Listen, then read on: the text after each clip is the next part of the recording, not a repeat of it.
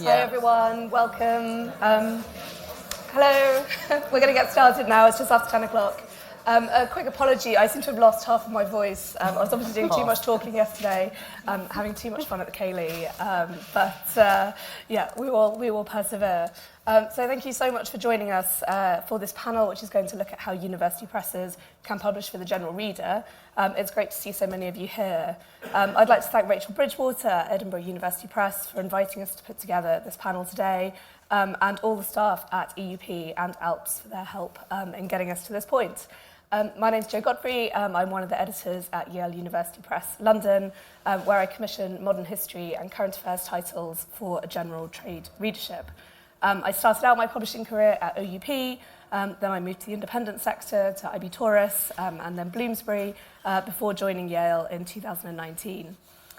Before I introduce our panel, I wanted to outline some of the reasons why we're here today, and to look in brief at some of the questions that we'll seek to answer over the course of the next hour. We know, of course, that for some university presses, notably OUP, Yale and Princeton, publishing crossover and trade books for an audience of non-specialist general readers has long been part of the mission. And yet in the last decade or so, we've seen a new generation of presses either start or significantly expand their trade offering, from Cambridge and Manchester to Wales and Bristol. And the range of books that university presses are publishing in the trade space is really extraordinary. So we have the wonderfully titled Sheeplands out from the University of Wales's Calon imprint. We have a brilliant pop culture and politics list from Manchester with titles such as Mancunians and Downward Spiral. We have Princeton's lovely Ancient Wisdom series, which Christy featured yesterday. And one of our bestsellers during the pandemic was Going to Church in Medieval England. So we really do cover a huge variety of subjects. And it therefore seems a natural moment to step back and ask why we publish trade books, but also, just as importantly, how, as university presses, we can publish effectively for the general reader. So we'll cover topics as diverse as dealing with agents, dealing with peer review, working with academics to find their trade writing voice, handling publicity and social media, and competing with trade publishers in what is an increasingly crowded market and publicity landscape. We know, of course, the many challenges the publishing industry is faced with at the moment, whether that's rising print costs or the challenging cost of living crisis, which is acutely affecting readers. And of course, we'll not shy away from discussing those challenges. These are hugely difficult times for the industry and for the economy more generally. Yet, I think there are also reasons to feel very positive and indeed optimistic about the books that university presses publish for general audiences. We're seeing new formats and new communication methods which are bringing in new readers. And I really do feel that in an age of AI, content overload and misinformation, access to peer-reviewed, authoritative but accessible research is an immensely valuable part of the university press mission. And of course, when done well, it can also be extremely commercially valuable as well.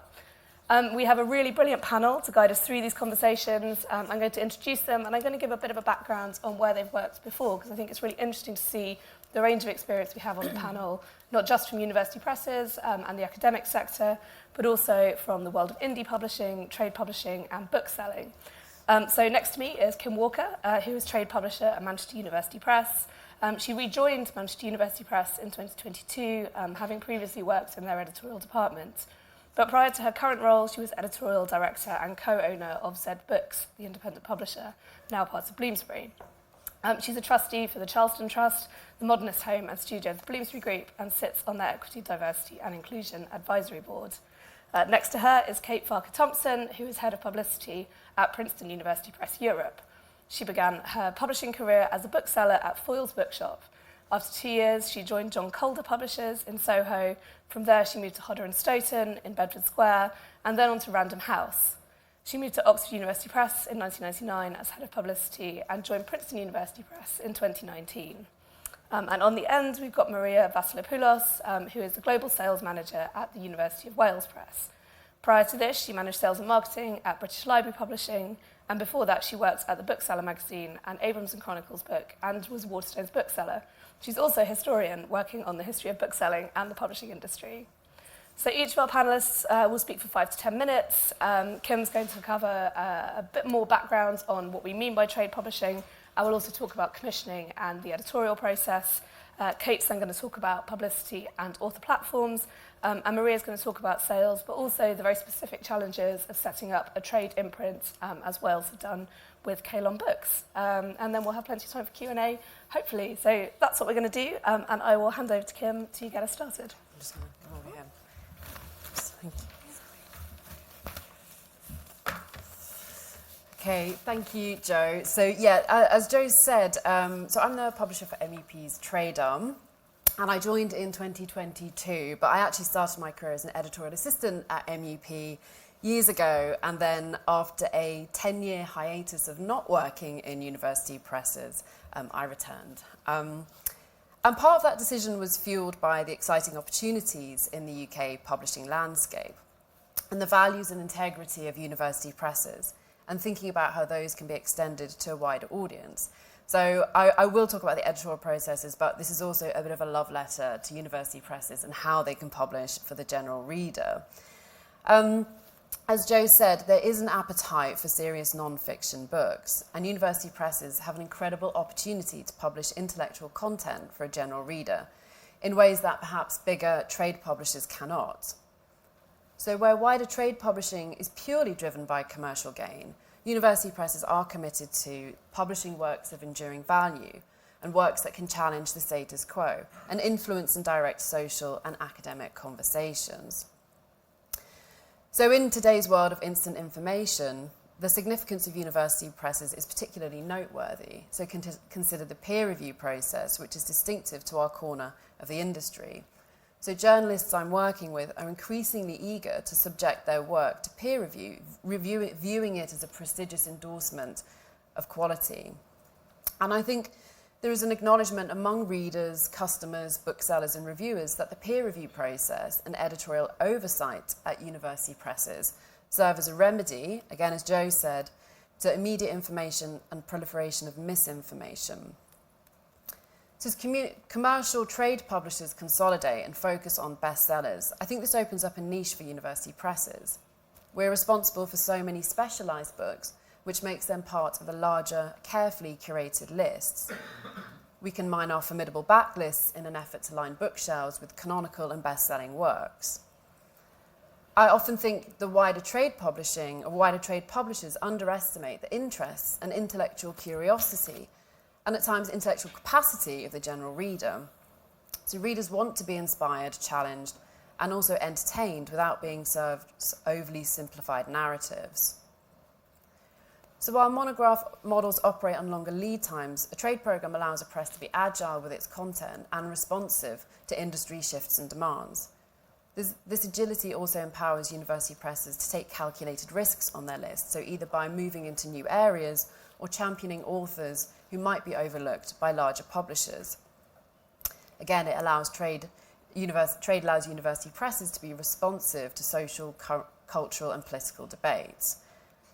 And often that can mean the relationship between the editor and author works differently. So if you're both working to ensure a book is the first on a topic or the most authoritative on a particular debate, it can be very exciting. I think as changes to the academic industry with open access and kind of move away from print, trade is another lever of growth for university presses. So why might an academic want to write for trade?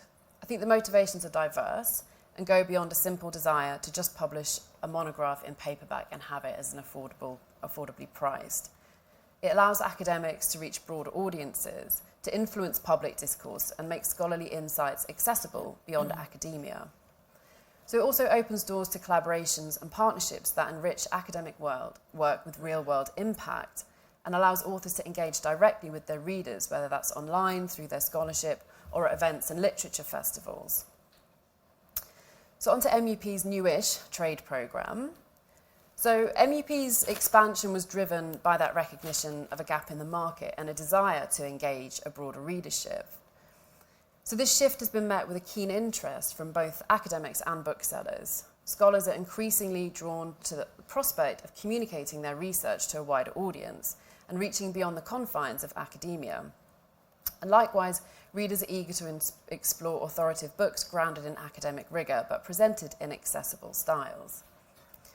So in practice, the process of that change in model has involved a change in commissioning approach, new processes across all departments, revamped sales conferences, new marketing collateral, new designers, competitive contractual terms, deeper publicity plans to reach national press, and it's a lot of communication around what trade actually means, both internally and externally. It's also meant a shift in culture and mindset to keep the customer, so the bookseller, and the reader, the consumer, and the brand at the centre of every decision. And it's meant thinking deeply about the product itself. So how do you carefully create a beautiful book that people will enjoy reading? So how do you remove subconscious barriers to purchase through your choice of paper, cover design? And it's all about the feel of the book. It's meant obsessing over sales in all territories so you can quickly lean into strengths and away from weaknesses, never making the same mistake twice. I think often the kind of sales and profit and the commercial drive for a trade arm can be kind of in stark contrast to sort of other aspects of academic publishing, but it's also just a clear measure of reach, engagement, and impact. So obviously commissioning plays a crucial role in this transition, especially when establishing an identity and a brand in this space. It means a relentless commitment to proactive commissioning to control the identity of your list and curate it. So that's continuous assessment of the market to unearth gaps and trends. And it's more about than just pitching the books itself, but bringing those authors and the booksellers on board with your vision and mission. It's about working with a network of agents or establishing a network of agents and pitching ideas and series to them so that they can pitch to their authors. In terms of actually finding authors, I think that's one of the most exciting parts. It's just continuously scanning, whether it's social media for talent, speaking to archivists to find out what's in store, attending literary festivals, exhibitions and public events to see what's hot and what's landing well with audiences. Essentially, it's about keeping your eyes wide open to opportunities and ideas that will resonate with readers. So obviously working with agents has become an important part of identifying manuscripts that bridge the gap between scholarly excellence and market appeal. Many scholars will seek an agent early on, and it will help kind of shape their projects and build their kind of profile at an early stage. However, in my opinion, agents are driven purely by commercial gains, and I think at times can push scholars too far down an overly simplified narrative that will look to secure strong front list sales. So I've worked with a number of authors who have moved away from agents in a bid to retain the intellectual integrity of their work. Obviously, developing proposals and manuscript for wider audiences requires a nuanced approach. MUP plays a pivotal role in helping authors find their voice, ensuring academic depth is complemented by engaging storytelling.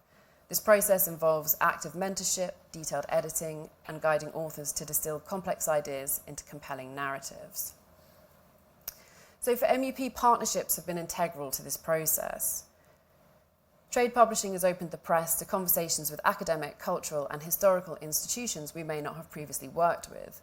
For example, in the past 3 to 4 years, MUP has collaborated with galleries, museums, archives, and cultural centres. It's been a vehicle to raise the profile of the press within the university, the city, and industry in new ways. And obviously these partnerships will foster engagement and amplify the reach of MUP's publications, but it also provides platforms for authors to connect with more diverse audiences and communities.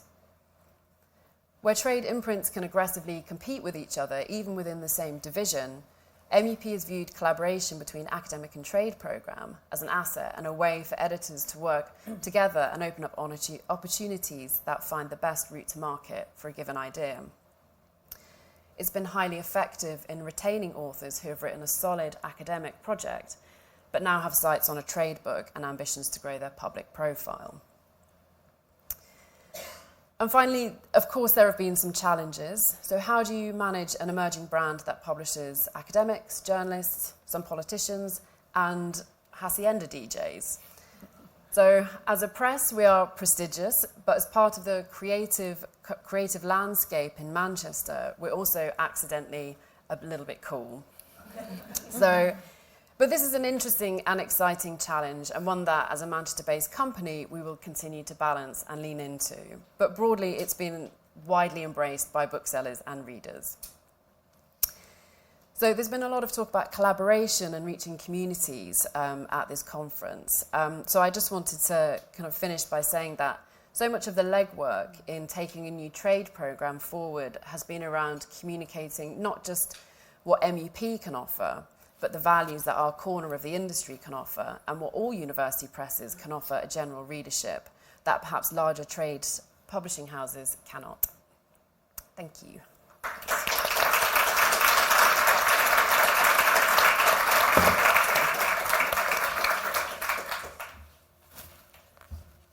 Thank you, Kim. Good morning, everybody. I was an unlikely candidate for publishing, having studied an agricultural science degree at Nottingham.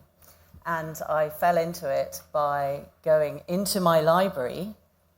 I was in London. I moved to London straight from university without going home first. And I went into the library in Chelsea and Kensington, and I pulled 2 newspapers off the shelves, Evening Standard and The Guardian, and I looked for a job. And I found a job advertised at Foyle's, and I went along on a Monday and was interviewed by Christina Foyle, who said, "Can you start tomorrow or next week?" So I said, tomorrow. So that began my journey into books. Having always been a reader, of course, I knew what Foyle's was, and was very excited to be able to work there.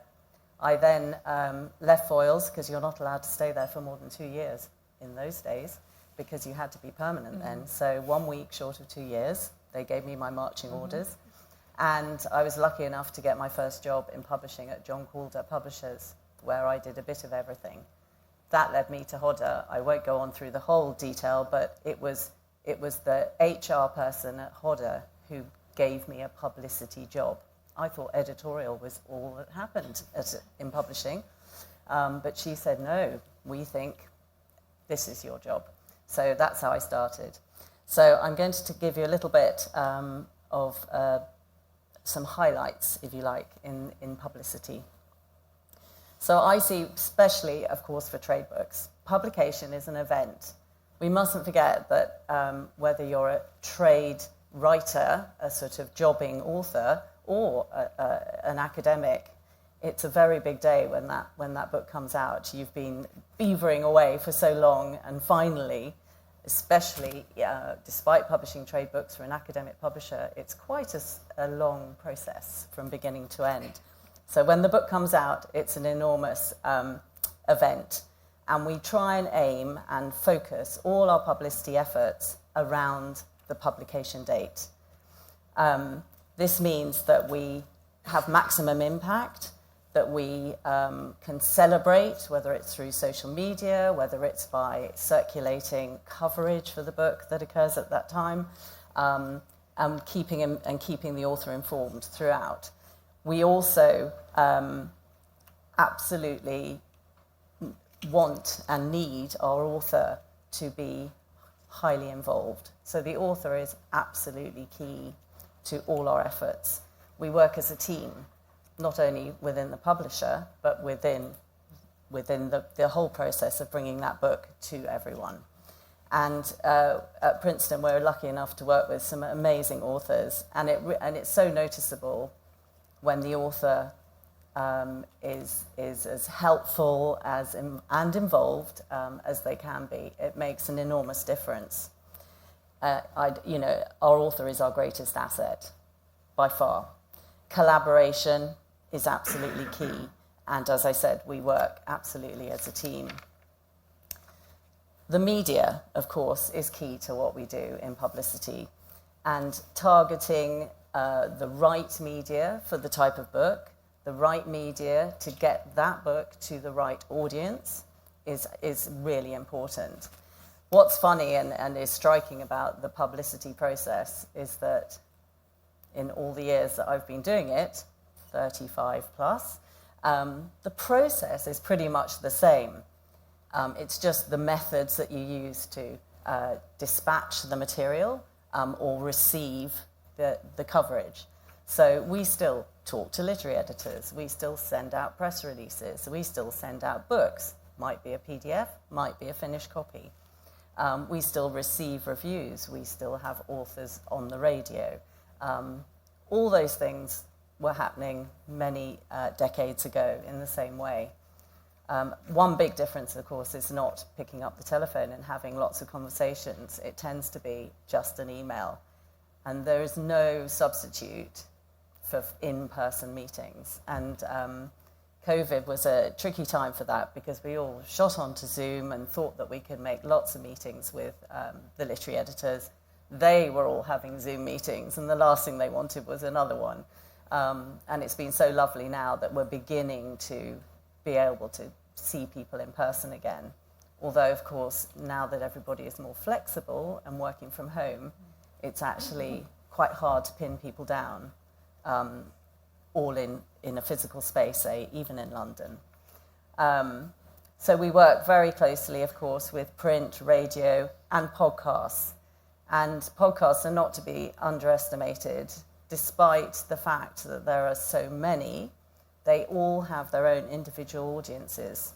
And what's really important is to strike up good relationships with all these podcast presenters and producers so that we can make sure that we target, as I said at the beginning, our audiences.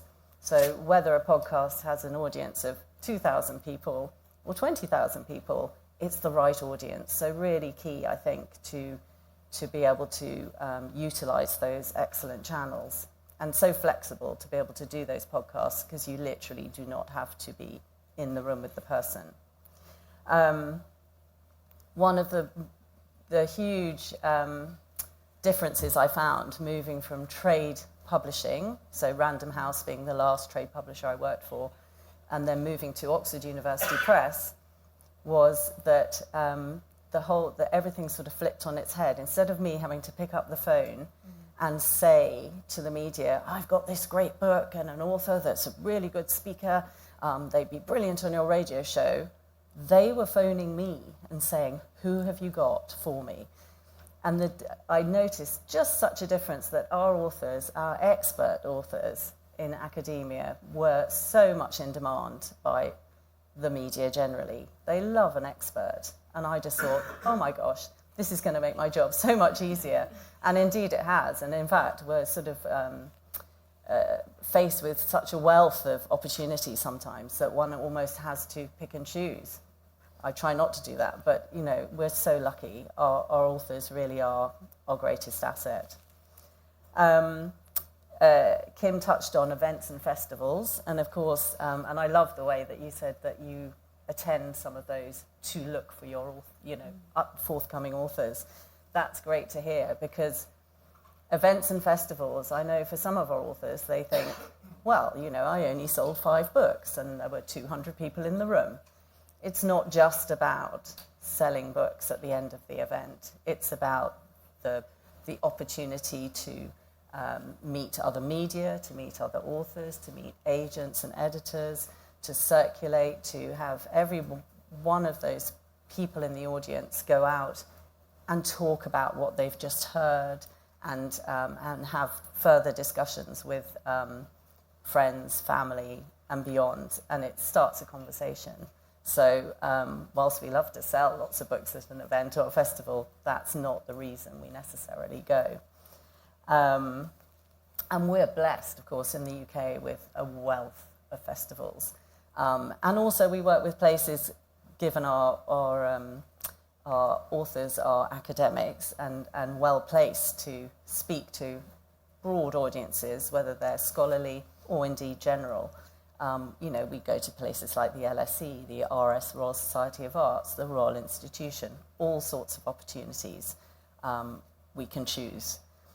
So I just wanted to say that, as a sort of summary, I see publishing of trade books by university presses as an invaluable shop window, if you like, to everything else that we do to fulfill our mission. Without our trade publishing, people might not know about us. Thank you.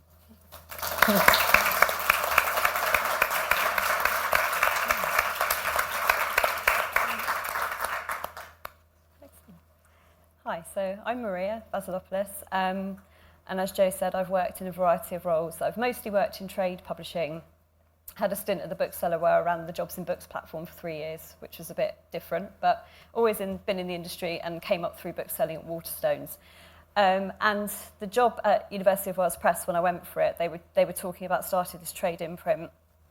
And I thought, well, that's a bit different because then I can learn about academic sales, was something I hadn't done before. So very much enjoyed all the conversations about open access at this conference. Very helpful for me because I'm learning on that side of things.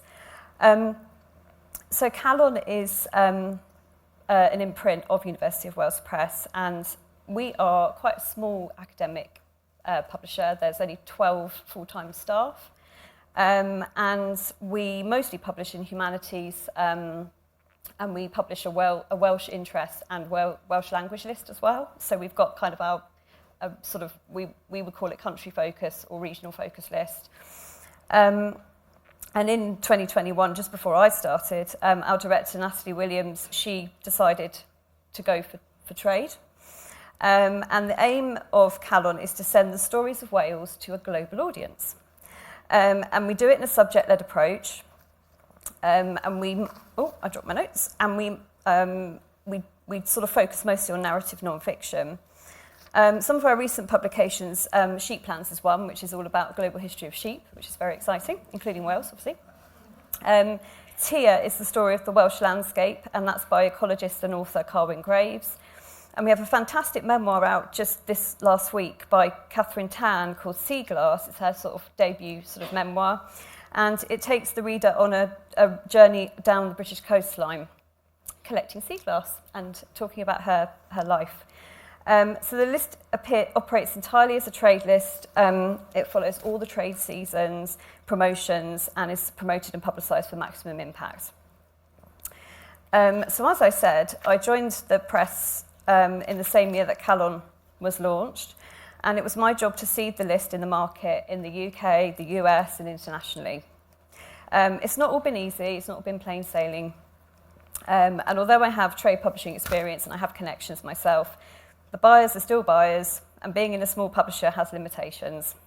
So rather than going through all of our perils and successes, as all publishers are not of the same model, I thought it would be good to talk through some of the key pointers that we discovered as a small academic press setting up a trade imprint. So the first thing we had to do was to work out what our aims were going to be.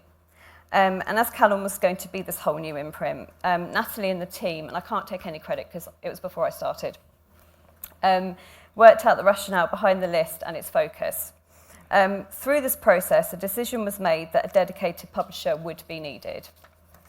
And we also looked at staff resource across the UWP and what could be done in-house or what we needed to freelance. For us, PR was a freelance tick, and so was rights and aspects of production, editorial, because there are just different processes across trade. So ensuring we factored this in early was important. Secondly, we had to work out how to pay for it, because we're a non-for-profit university press. So we knew we'd have to find funding. And so we submitted a full proposal to Books Council Wales, including the need to appoint a post. Luckily, we were successful with the bid, but all the other costs, and there's a lot of costs, need to be modelled. So trade lists have bigger print runs, so we had to work out if we could afford storage costs. The book design was vital. As Kim was saying, you've got to have good production values and compete with the market. So did we have the budget to do that? And so when I started, that kind of conversations had already been happening. So I was kind of told the sort of size of the print runs that were expected. And also the rationale was already there. So when we were having early commissioning meetings, it was easy to see which books were going to work for the list and which wouldn't. So thirdly, we also spoke to the trade. So once I had started, I realised that pretty much all of our sales were library or Wales market, sort of no surprise. So I used my connections in bookselling to speak to booksellers and buyers to see what they thought about what we were going to do. I also asked the home and export reps, and this was vital to get intel on the promotions that they could get for us with different retailers, and also timings, because there's certain sort of ways that you have to sell into big accounts like Waterstones and things. You can't just tell them a book's coming out next month. It's all kind of like timed. And it was really interesting to get a rep's eye view of the list because their feedback is so super important. They are kind of the ones that are out on the road, finding out what booksellers want, and they can tell publishers so much. And even if you have existing reps that are academic, don't just think that they couldn't help you, because you might find that they might offer both services. So that's something to think about. We also looked at where we were already selling. For us, we had the Welsh market. That's very important to us. And we also had good sales in the US, so alongside the UK. And these markets were vital to get distributor feedback from. So also talking to distributors is a huge thing that you need to do, because you need to check pricing. And just because the pricing works in the UK doesn't mean it will work in the US or in Australia, because they have different VAT and things like that. So we also could see where there were gaps. So for us, we were outsourcing our Australian distribution via our US distributor. For trade, I thought it would be better to have a dedicated Australia distributor. So that's what we've done. And we just signed up to start using them this year, which is really exciting. Fifthly, we made sure we understood the word trade. It's a huge area because it basically means anything that isn't academic. You can have academic trade, you can have specialist trade, and you can have different branches of trade. It just goes on. And we were selling into sort of specialist trade really in the Wales market. But Calon is very much, we decided it's definitely non-fiction, and it's definitely going into that narrative non-fiction, kind of what we would call mono, which is non-illustrated trade. So that's where we're sitting. And the books are not written necessarily in an academic way, and they don't go through the same process as the academic books at all. We enter them into prizes, we send press releases to the mainstream media. They're very much treated as trade publications from the beginning, and we also want lots of bookshop events. That doesn't mean we don't expect them to relay important social and cultural messages, more that we provide the avenues to get them to a wider audience. We have also had to be patient. It takes time to create something new, build up your followers, more importantly, get buyers on side without having a track record. Because as University of Wales Press, we have one track record, but as Calon, we went back to 0. So you have to kind of call in favours and, that kind of thing. It is all about perseverance and being proactive in trade. No matter what area of publishing you're looking to publish into. It's also about the human relationships and the communication with booksellers and your end consumers. Lastly, the authors. They shouldn't be last, really, because they are first. But we check in with our authors throughout the whole process. We offer them opportunities. We listen to them as well. What opportunities do they have that we could benefit from? Or, mutual conversation is really, really important. But we're also really realistic with them. We are a small press. We don't have a huge marketing budget. There are certain things we can't do. So we have an honest and open dialogue with our authors. And through that, we have built a community of invested super supporters for our brand. So that's a few areas that we have discovered along the way of setting up Calon. And I just thought it might be useful to give some other advice more on the sales side, sort of things I noticed that I had to think about when putting things in place in terms of sales. So in terms of some practical advice, I think it's really important to work out who your key customers are going to be, because not all trade lists have to have Waterstones at the top. They are an important account, but there are other booksellers. There are other ways that you can get your books out to different audiences. And look at how you're using Amazon compared to trade publishers. So as an academic publisher, for example, how are you using it? Because are you getting all the features, and do you need to make it a direct account if you're just relying on a distributor to do your Amazon for you? With your ebooks, are you going to employ competitive pricing, or will you consider library prices for some titles that maybe go back into the academic market? So it depends on which territory you're looking at, but there are some territories that would even consider our trade books as for the library market in their areas.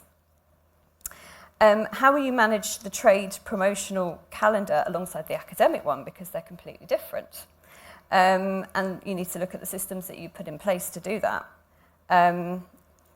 You need to talk to your main distributor because they can help you with discounts and market positioning. Ours is Ingram, and they were really helpful when we originally decided to set this imprint up. And the other thing that's quite useful with your distributor to talk about is your lead times when your stock's getting in the warehouse. I don't know if this is fully the case, but I've noticed that in academic publishing, there's not so much, you don't need to get things to the warehouse really early, whereas in trade publishing you do, because they've got to get shipped out to a warehouse and then back out into shops. So you've got to add that contingency in when you're thinking about your stock. And you can work with your warehouse on that and your distributor on that. Also, have you got a marketing budget for point of sale and proof copies? Because booksellers, they do still quite like to receive real things. So we do proof copies, and we sort of looking into doing some more marketing materials, and I think it's important to factor that into your costs. Also, is your website a good place for a general reader, or do you need a new space? Do you need to do anything different? And this is something we're working on, and we've just signed a contract with Glassbox to make our site easier to navigate for our trade audience. Also thinking about authors all the time. When you're taking on new authors, their status will help you sell books. This doesn't mean you shouldn't publish people with less social presence, but more that you need to utilise their strengths and have a process built in to enable you to do so. Also, I know this is a bit of a no-brainer, but be strategic. Set realistic goals and workload for the existing team, because it is a different part of publishing and it does create work, which doesn't exist, we found. And don't expect everything to be done at once. Contracts for new third parties, market research, persuading buyers, this all takes time. So build that time into your strategy to avoid being disappointed early on. And social media will be needed a lot. Think about the different platforms and how you can utilise them, and possibly you might need to take some freelance help. Also play to your list's strengths in terms of which platforms you use. We mostly use Instagram, Threads and Twitter. We're working out how best to work on TikTok, but there are other platforms and opportunities. And don't forget the sort of social media book communities, whether it's Book Twitter, Book Talk.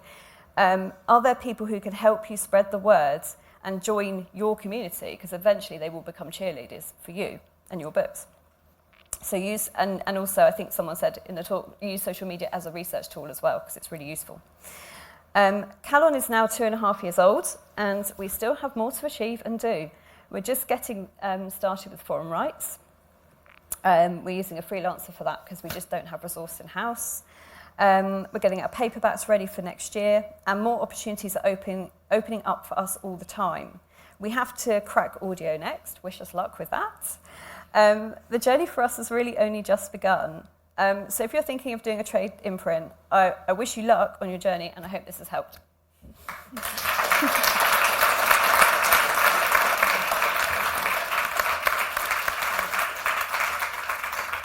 It was all really brilliant, thank you so much. I've got lots of questions I could ask, but I'm going to throw the floor open to you guys. I thought there'd be a few hands. Okay. Thanks very much to all of you. I'm Ruth Hegarty from the Royal Irish Academy, and we have a trade imprint. My question, I think it's for Kim, but possibly Maria as well. It's how do you get a DJ past your academic kind of commissioning committee, if you have one? It's something I struggle with. Do we have to only take on straightforward academics to write for our trade imprint? Yeah, so no, it's an interesting question, and we don't obviously just do happy-ended DJs, but we do get a lot of pop culture music projects, and so we have our editorial committee, but then we have a subcommittee for trade, so it's 4 or 5 members, and I guess it's kind of communicating our ambitions for them, to them, about what we're trying to achieve with the trade programme. And I think explaining the tensions as well between retaining the university press prestigious brand, but then also being kind of ambitious and taking on opportunities that make sense as well. So I think we do have all of our books peer reviewed, which that can be a challenge, because often if you're explaining to readers that this is what we're doing with this book, they can still come back and assess it like it's a very academic research monograph. And the trade books are presented to the editorial board in the same way as monographs, and the committee will engage in them. But part of it is just communicating what we're trying to achieve with this book, and also how we can use it to our advantage for our academic programme. So a book by a musician, it might open up doors to like Waterstones and kind of retail, like key accounts, but that then will kind of open up doors for our academic programme as well. Yeah, for us, we don't actually, we have a publisher for the imprint, but we don't have a committee. We just have a publisher. So the whole thing, it operates as if we were a trade publisher. So there's no kind of review process in that way that an academic press would. Yeah. Yes. Yep. Perfect. Hi, thanks everybody. Is this for your presentations? I'm Micah Kleit from Rutgers University Press, and Maria. Actually, my question is for you. Mm-hmm. When you came on board, was there some kind of explanation or reasoning about why your trade efforts would be under an imprint that's separate from University of Wales Press? Because one thing I'm thinking about is that one of our customers or constituency is our home universities. And so I'm kind of interested in hearing the reasoning of good and bad, why you would kind of separate some of the most visible books from your actual brand, which is as a university press. Yeah, I think we have obviously an international academic monograph list, which is our main sort of academic global output. But we've also been operating with booksellers in Wales for years and years and years. So we were kind of bridging, we kind of bridged the two markets anyway. So it didn't seem, in our home territory in Wales, it didn't seem strange for there to be an offshoot. But I think the idea was, I'm speaking on behalf of Natalie Williams and an advisory board member called Claire Grease-Taylor, who does a lot of, has worked in publishing for over 30 years in trade. And her advice to us was, trade is a whole concept. It's not just a sales avenue.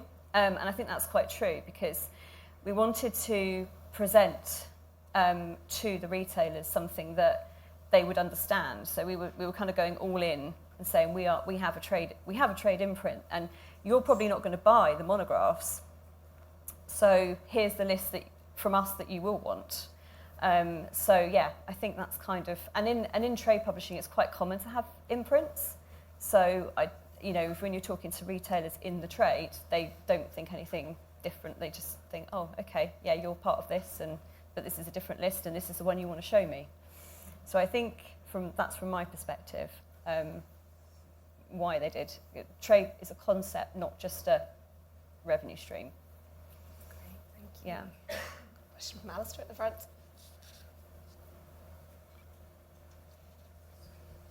Alistair Horn, University of Stirling. That was absolutely fascinating, so thank you.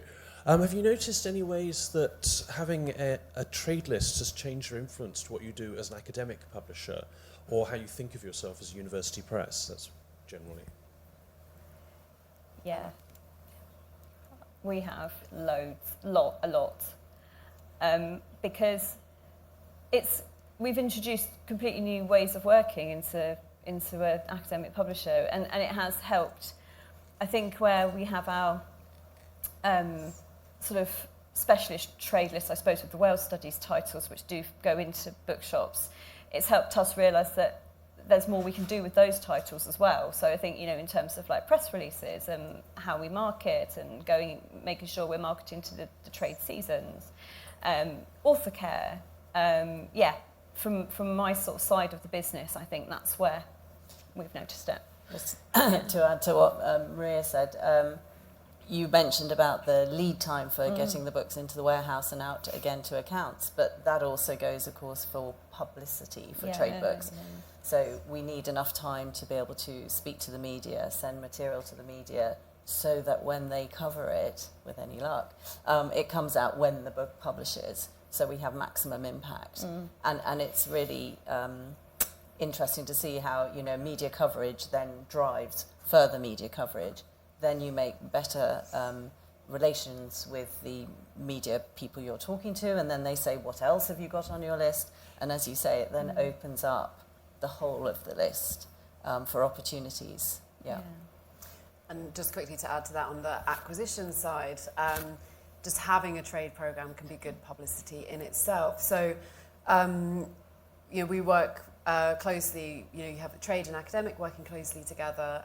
It means we can retain authors who might have gone to possibly Princeton or Yale to write their trade books before, or wherever. And it means you can retain authors, but also it kind of works both ways. So you have academics, kind of a stream of content that could be coming over to trade if they want to write those books, but also academics might want to work with Manchester because of the trade list, and if their work is more academic, then you can kind of position it on the academic side too. More questions? Yeah, there's one in the middle, halfway towards the back. Oh, sorry. Yeah, I was thinking the one on the left, just there. Sorry. Hi, thank you. I'm Elizabeth Demers from Michigan State University Press, and I really appreciated your conversation today, particularly how to set up an imprint and think about that.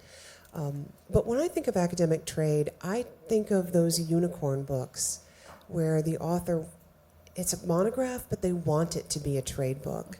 And I know those are not the books that you're going to put in the trade list, but when you think about academic trade, all of you, how do you work out how to really help the author meet their real audience and try to find that elusive crossover market? Yeah. That's a really good question. I think one thing is actually being quite clear with authors, like what your trade program is and what it isn't. And I think there is that danger that, you know, crossover is perceived as this in-between space where you're neither one nor the other. But we try and frame it as actually it's just about reaching the target audience. So if you're saying a book is not trade, it doesn't mean that it's less successful in any way, or it's going to be sort of devalued or in any way within the press, but that actually you're just reaching the correct targeted market. And I think there's definitely academics that will have ambitions to write for trade. And if they have a good idea and if their writing style is kind of flexible, then you work with them to free up that writing and turn their research into engaging narrative. But on the flip side, sometimes you just have to be honest with academics and say, you know, your writing style is more suited to kind of high quality research. So it's kind of about being clear and quite strict, I think, as well. Yeah, absolutely. Great. Was there a question here? Yep, perfect. Hi, Alison Shaw, Bristol University Press. From our experience, trade is volatile, would be a way of describing it. You have these great highs and you have these great lows.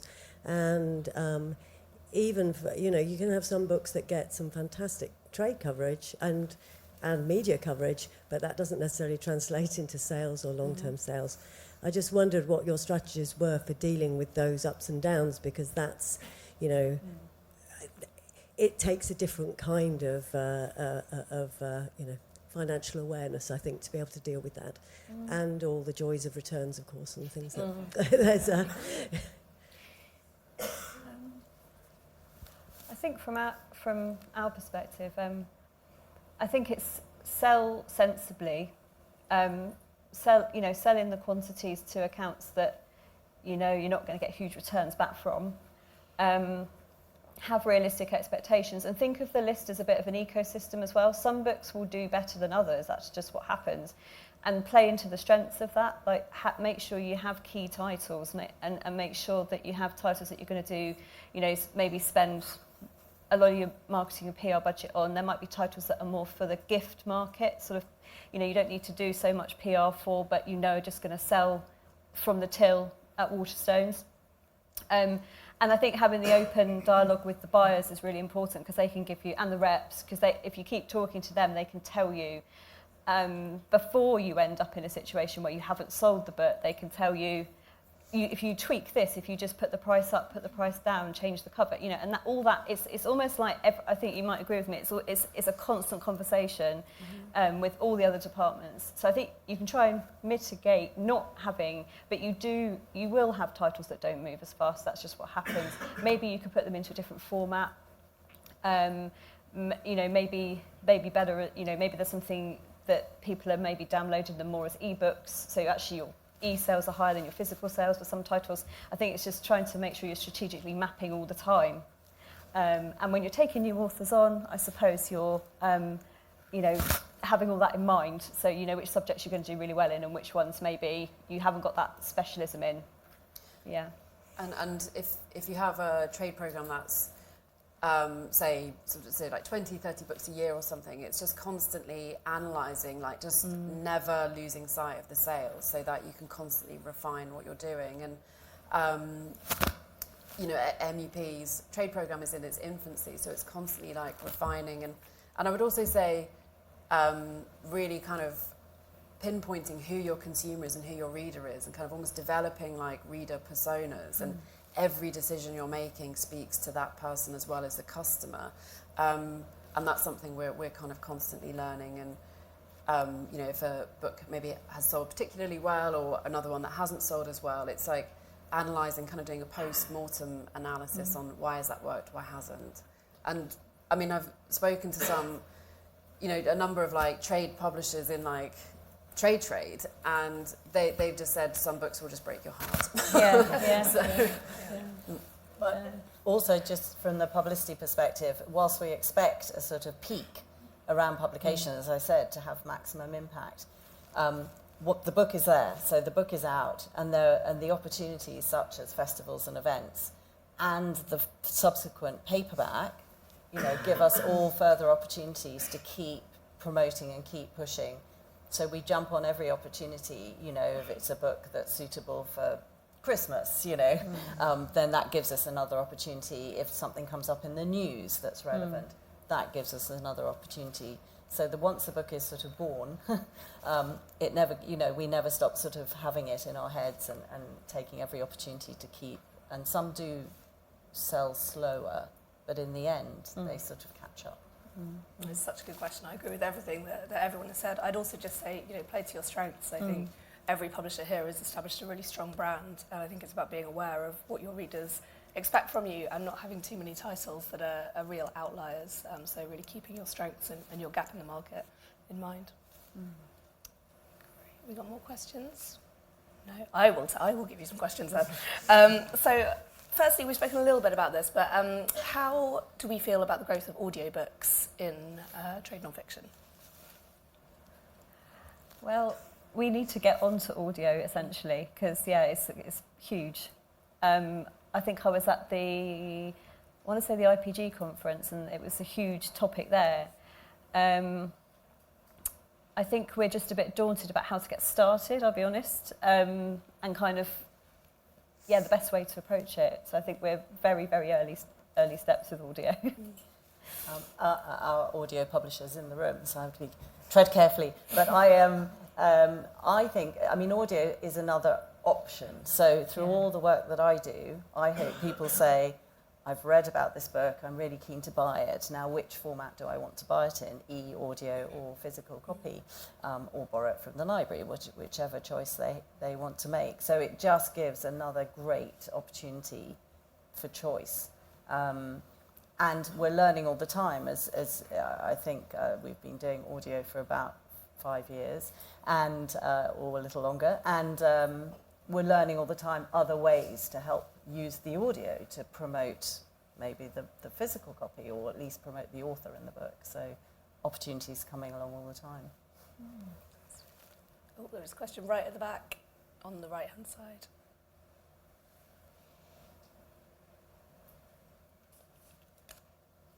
Thank you. Just, it's another audio-related question. How do you feel about synthetic voice audio? I just personally, coming from trade publishing background, I think if we can have a celebrity voice, That's what I prefer personally. I mean, just for authenticity and engagement, and we're very excited if we have the author reading from their own book. That's also a lovely thing to have because it's so genuine. So not for me, synthetic voices. No.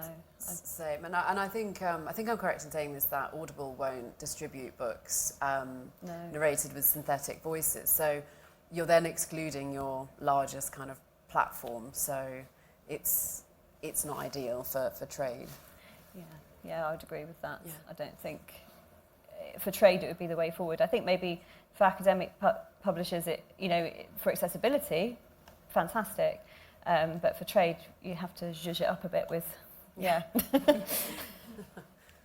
there another question at the back? There's one in the middle here, the turquoise. Thanks.